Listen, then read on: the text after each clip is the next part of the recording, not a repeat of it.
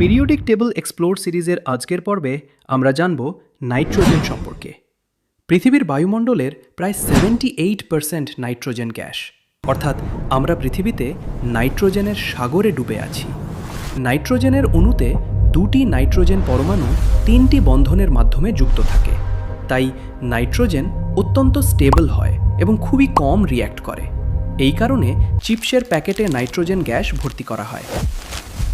Nitrogen গ্যাসকে সংকুচিত ও ঠান্ডা করে প্রায় -196 ডিগ্রি সেলসিয়াস তাপমাত্রায় নেওয়া হলে এটি তরলে পরিণত হয়। এই তরল নাইট্রোজেন মুহূর্তেই যে কোনো কিছুকে ফ্রিজ করে দিতে সক্ষম। নাইট্রোজেনের কিছু যৌগ মানুষের শ্বাস রোধ করতে পারে, তাই নাইট্রোজেনকে অনেক সময় নেক্টেজেন বলা হয়। কার্বন সম্পর্কে জানতে এই ভিডিওটি দেখতে পারেন।